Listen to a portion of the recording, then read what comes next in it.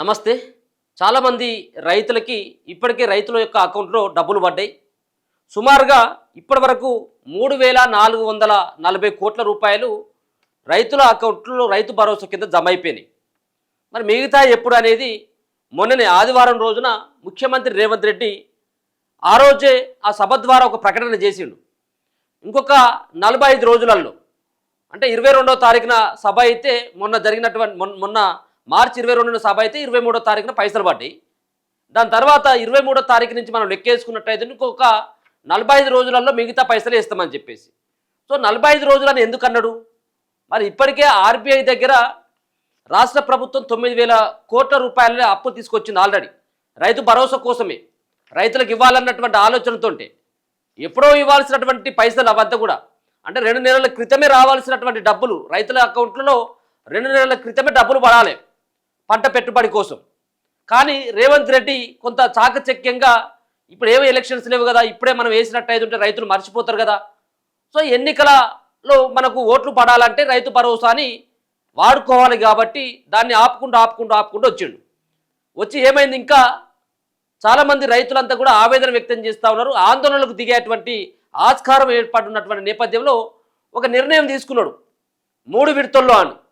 మరి గతంలోనేమో మొన్న దీనికంటే ముందు రైతు భరోసా పైసలు 9 రోజులలో 9,000 కోట్ల రూపాయలని వేసింది. మరి ఇప్పుడు పైసలు ఉన్న తర్వాత కూడా ముఖ్యమంత్రి రేవంత్ రెడ్డి పైసలు ఎందుకు ఇవ్వట్లేదు? 9,000 కోట్ల రూపాయలను అప్పుగా తీసుకొచ్చిండు. కేవలం 3,400 కోట్ల రూపాయలు మాత్రమే రైతుల యొక్క అకౌంట్లో జమ చేసిండు. సుమారుగా 70 లక్షల మంది రైతుల ఖాతాల్లో 1,50,00,000 ఎకరాల్లో జమ చేయాలి. కానీ ఎంత జమ చేసిండు? 1,50,00,000 ఎకరాలకు ఆయన జమ చేయలేదు. కేవలం దరిదాపుగా 28 నుంచి 29 లక్షల ఎకరాలకు మాత్రమే ఆయన డబ్బులు జమ చేసిండు. మిగతా ఇంకా సంబంధించినటువంటి ఇంకా చాలామంది రైతులకు పైసలు రావాలి. ఎకరం వరకు మాత్రమే ఇప్పటి వరకు వేసిండు. ఇక ఎకరం నుంచి ఎకరా 2 గుంటలు, ఎకరా 10 గుంటలు, 2 ఎకరాలు, 5 ఎకరాలు, 10 ఎకరాలు ఉన్నటువంటి వాళ్ళకు పైసలు రాలేదు.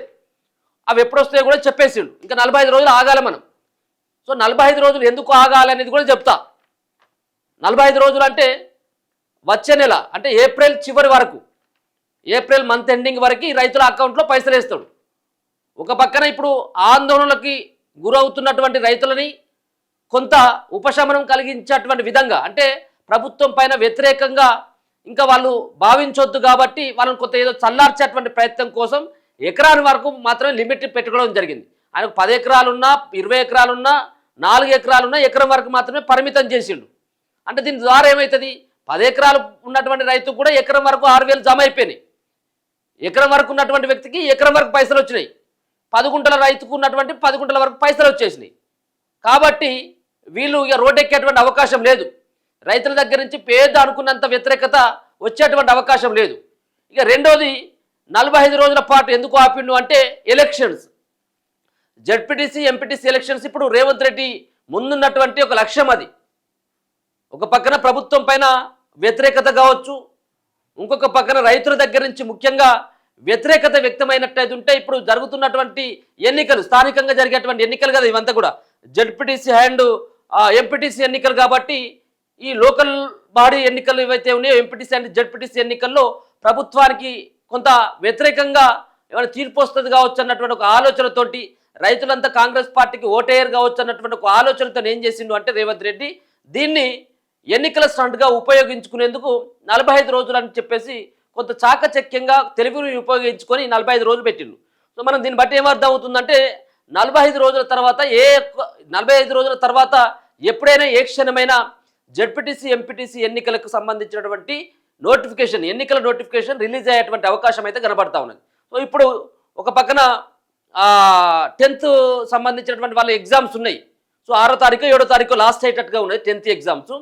10th ఎగ్జామ్స్ అయిపోయిన తర్వాత అంటే ఏప్రిల్ 7-8కి వాళ్ళకి అయిపోయినా కానీ దాని తర్వాత కొంత టైం తీసుకొని ఆయన కూడా 45 రోజులు అని చెప్పేసి అంటే ఏప్రిల్ చివరికల్లా పైసలు పడితే మే ఫస్ట్ వీక్లో జడ్పీటీసీ ఎంపీటీసీ ఎన్నికలకు సంబంధించిన నోటిఫికేషన్ విడుదలవుతుంది.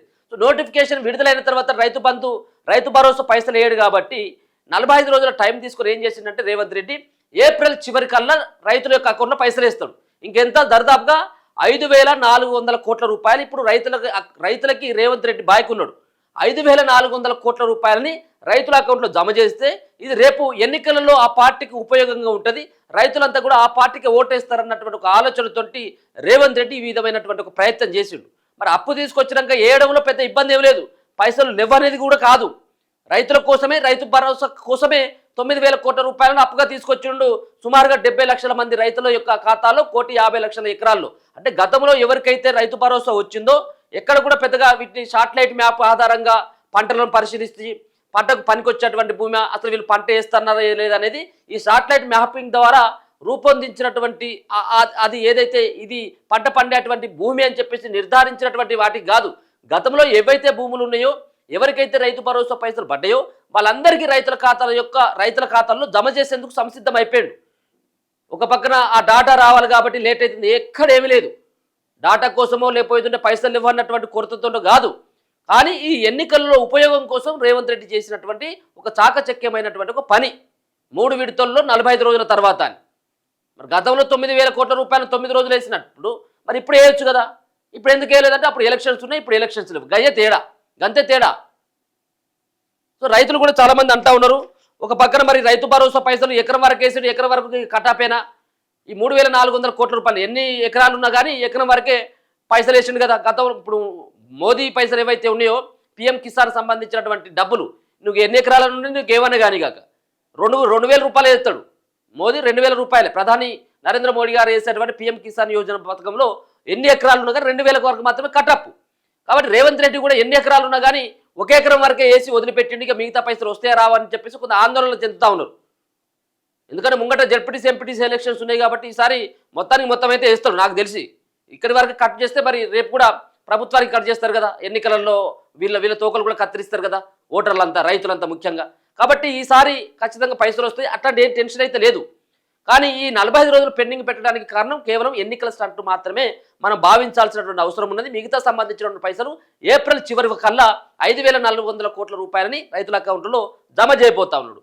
దాని తర్వాత 3 విడతలు అని చెప్పిండు. 45 రోజులు అంటే ఒక 20 రోజుల తర్వాత కొన్ని పైసలు, అంటే ఏప్రిల్ 15, 20 తారీఖు లోపట్ల రెండో విడత, అంటే 5 ఎకరాల లోపు లేకపోతే 3-4 ఎకరాల లోపు వరకు పడేసి దాని తర్వాత ఇక ఎంత భూమి ఉన్నప్పుడు కూడా మూడో విడతలో చివరి విడతలో అందరికీ 10 ఎకరాలున్నా 15 ఎకరాలున్నా 6,000 రూపాయలని రైతుల యొక్క అకౌంట్లలో సాగు చేస్తున్నటువంటి భూములకు గతంలో ఏదైతే రైతు బంధు కింద, రైతు భరోసా కింద పైసలు తీసుకున్నటువంటి రైతులు ఎవరైతే ఉన్నారో వాళ్ళందరికీ కూడా డబ్బులు వచ్చేటువంటి అవకాశం అయితే స్పష్టంగా అయితే కనబడతా ఉన్నది. 70 లక్షల మందికి ఈ డబ్బులు అయితే రాబోతా ఉన్నాయి. ఇదంతా కూడా ఎన్నికలు సంబంధించినటువంటి దాన్ని ఉద్దేశించుకొని ఎన్నికలకు సంబంధించినటువంటి షెడ్యూల్ వచ్చేటువంటి అవకాశం ఉంటుందని చెప్పేసి భావించే ఇద్దామన్నటువంటి ఒక ఆలోచనతోటే ఈ విధమైనటువంటి ప్రయత్నం చేసినట్టుగా అర్థమవుతా ఉన్నది. ఇక ఇప్పటికే కాంగ్రెస్ పార్టీకి మొన్న జరిగినటువంటి మున్సిపాలిటీ ఎన్నికల్లో కూడా అత్యధిక మెజార్టీ వచ్చినాయి, చాలా సీట్లు వచ్చినాయి. గ్రామ పంచాయతీ ఎలక్షన్స్లో కూడా సర్పంచ్లు కూడా అత్యధిక స్థానాలు గెలుచుకున్నారు. ఇప్పుడు కూడా జెడ్పీటీసీ ఎంపీటీసీ ఎన్నికల్లో కూడా తమ సత్తా చాటుకున్నట్టయితుంటే, ఎక్కువ సీట్లు గెలిచినట్టయితుంటే నెక్స్ట్